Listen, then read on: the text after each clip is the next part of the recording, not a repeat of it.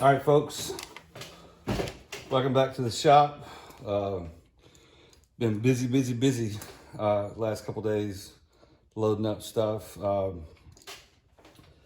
a nice severe weather evening in Georgia, and tonight we're loading up TSS Duplex 410s. Need to replenish a box here, and what I'm going to be using is, these aren't once fired. These are, I think we're going on our 7th loading.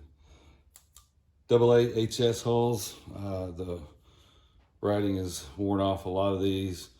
You can see the ends are, they don't get, I don't know, burnt, but they get worn out. They dry out. And what will happen is they'll split. You got to get rid of one every now and then. Actually, I have one over here, and I'm just going to show you. I don't know if you can see this. Let me find the split in this guy. Yeah, right there he is. I'll put this little thing in there. See how it's split? I don't know if you can see that, but he's split right there. You can load it, but I'm not going to. It'll be cut down, loaded into a slug or 2.5 or whatever, because the rest of the hull's still good. All right, so AA HS hulls, Chatite primers, Win 209s will work. I'm not going to say they're a direct substitute, pressure for pressure and all this kind of stuff, but they're very similar. So 209s will work for this. Wads, TPS 410 wads. It's the only thing that I've loaded these, and I've heard of other people loading. Let's see. Actually, I'm not even gonna say anything because I'm not familiar with the other wads that people are using. But I do know there's other wads out there that can be used. This is number 10 TSS. Look at this beauty right here. All right. Again, I got this from Hal. His website is super18tungstenshot.com. Super18tungstenshot, where I think you can just buy it from there. Otherwise, you can go to the other website I mentioned on the 28 gauge video, and you can get it from there too. Number 10, I use number 4 steel on top of this. Now, the reason that we're putting steel on top of the TSS, if you're a turkey hunter, or if you know somebody that turkey hunts and they have jumped on to the 410 TSS turkey hunting game, or the 20 gauge TSS turkey hunting game, or the 12 gauge, anybody that turkey hunts and that goes to TSS, they know, or they've told you how tight this stuff patterns. And that is a fact. I mean, it is a fact. The smaller shot seems to hold a pattern even tighter, it seems like, for me at least, in my patterning and experimenting.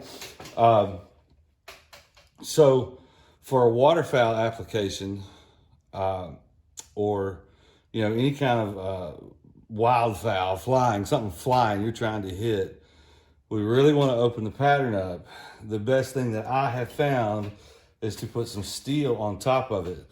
I don't have a scientific method. And again, the 28 gauge duplex load that we loaded before is the same principle, except for the fact that the steel in the 410, I'm gonna promise you right now, it probably ain't killing a thing. You might kill a bird, with that golden BB at 25 or 30 yards with a steel 4. But in the 410, even in a 3-inch load, there's only 24 steel pellets in the whole entire load. The TSS is doing the work. There's a 1/2 ounce. I'm using a 1/2 ounce of TSS number 10 shot. There's right at 266 pellets in this load of TSS. It's what's doing the killing. It looks tiny. I mean, it is tiny. that's tiny, right? I don't know if you can see that. But ballistically, when this stuff is running out there at 1,300 feet per second, and this load is in the 1285 to 1290 is what I've had it tested at. I'm fine with that. It's not exactly 1,300, but you don't really need it moving super, super fast. But at any rate, this stuff is ballistically at 40 yards, like #1 steel shot, okay? That's pretty crazy. I know it's hard to understand. As a matter of fact, for example, I don't have a #1 steel shot, but what I do have is a BB. This is a Daisy BB, right?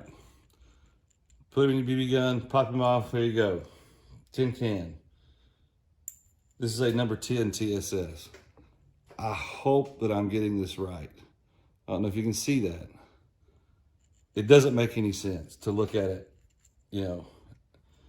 But the thing is the density. This stuff is so heavy. The weight of this in that package, it carries the density out, and it just works. It penetrates amazingly. But anyway, so 4/8 of an ounce of TSS, 1/8 of an ounce of #4 steel. So I am using Win 296, the same thing as H110. That's what I'm using right now. So I've got my RCBS set up to drop the proper charge for that. So we'll get our hull. I'm going to drop a charge here. Well, actually, this might be the split one. No, there it is over there. All right, so drop, get your wad. TSS loading is not for somebody who's in a hurry. Now, let me show you a quick tip about these wads. So the TPS wad is long, and by the time we get the powder charge we want in there, that wad is riding really close to the crimp. And what I have found is if you don't trim it, and these are some wads that I have pulled from once loaded shells. They're for some Euro shells that I had trouble loading. I'm going to talk about that in a minute later. But anyway, so I don't know if you can see how that's rolled over from where it crimped. So here's what you do. You take your wad, you mash him flat, and you cut just a little, I don't know, not even 1/4 of an inch off. So now you've got a little bit shorter wad. It ain't got to be perfect. So let's put this in here. One thing too about the MEC 600 M410, your wad charge bar here, man, it does not like TPS wads because they're so thick at the base. It's rough on your shells. So if you can open these up, that's good to do. All right, with 10, you know, I just go ahead and I use a dipper for the first 3 scoops. That gets me close. And then I'm going to 218.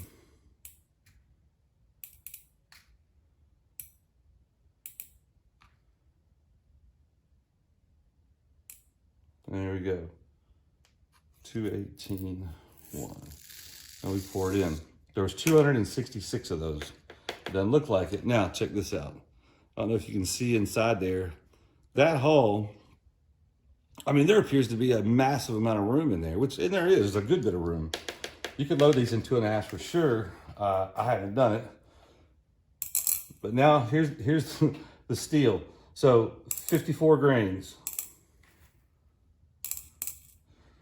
This is where, you put 1, so 51, boom, there we go. 24. I mean, that's nothing. But watch how quick this fills this little hole up. The jugger's full now, see? So, we still need to move this around. Now, let's go back to that wad. I don't know if you can see that wad. See how it was cut, but the shot is just above it? So it's just above the wad. Putting it in here. Again, light. You don't want to crank this thing down. And of course, your adjustment on your mech, you can do this too, but I actually leave it where I do it by hand. Move it over. Give it a little bump. And we're done. Now, Look at there. That is pretty dang good. A little discoloration, like I said. The 110 or the 296, it burns a little dirty. Make sure you clean your semi-autos and pumps if you shoot it. But that's not far off from a factory crimp, all right? So it looks real good. So I'm gonna go ahead and start another one here. Talking about loading 3-inch 410s. I had issues with Euro hulls. When I say Euro, I'm talking Cheddite, Fiocchi, Rios, the ribbed hulls, even the Remington and I think Federal uses some type of ribbed hulls. It's very difficult to get those things without some kind of finishing tool to get the heads where they want to load and feed, reliably in semi-autos. I was shooting, and I did load a bunch of those up for, I shoot a Viper G2 410, and I had issues with that gun with the European hulls. It would load some of them just fine. It would load 2.5 inch just fine, but I would have failure to feed. It would eject fine. It was the feeding that was the problem. So I bought a flat of the Winchester. There you go. No bulge. It's a nice looking hole. Just a clean, nice little crimp. Got a nice taper so it feeds into the hull, nice and slick. But anyway, now I did shoot some of, the Euro hulls. If you're shooting a side-by-side or an over and under, you should have no issues with the Euro hulls, no matter how bulgy or whatever. I mean, I wouldn't say no matter how bulgy, but the thing is, it just seemed that the AAHS, when I switched to those, it made a huge difference in the reliability. If you don't clean your gun, I mean, it's not going to work anyways. But anyway, I can shoot. I've never shot more than probably a box, maybe a box and a half during one shoot. And I just don't have any cycling issues anymore.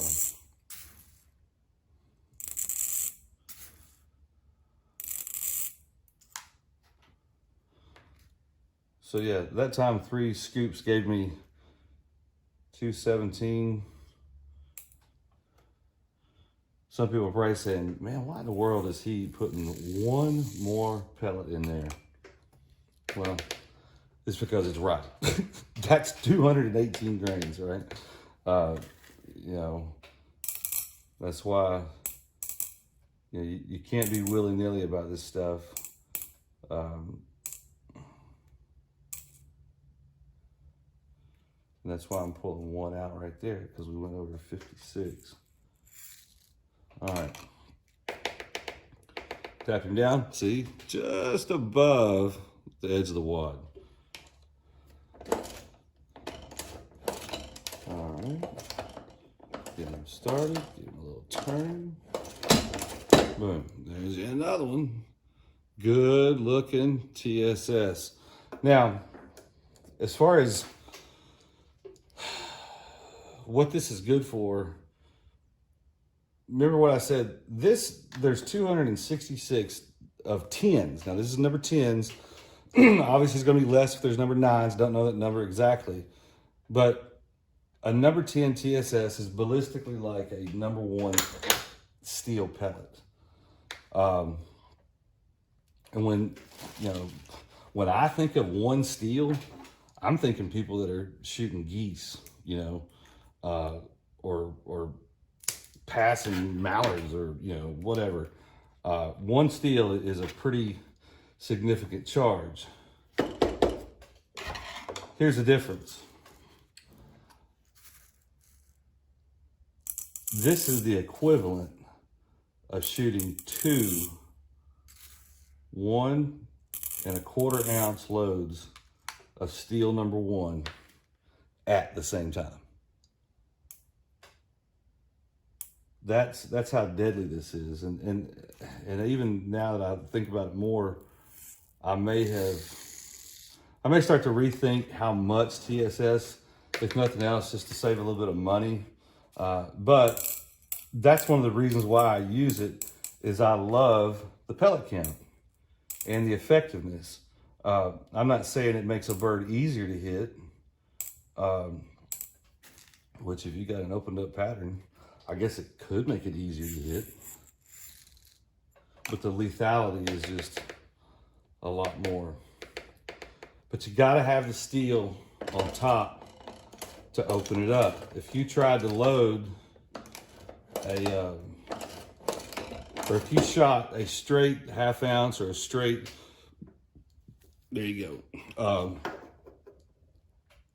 load of just TSS, you're gonna end up with a pattern.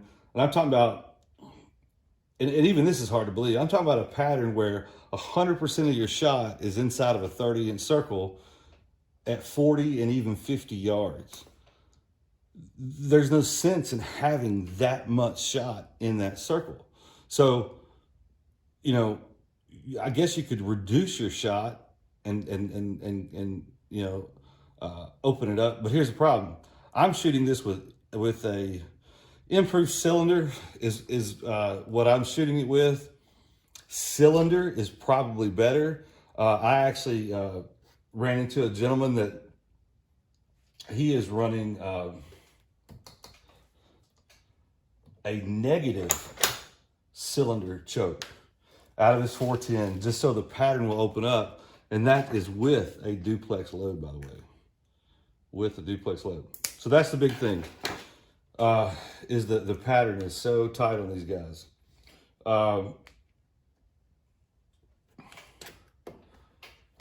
So if you've got a 410 and you don't have chokes for it, you definitely probably are going to be wanting to shoot a duplex load to get the pattern to open up for you.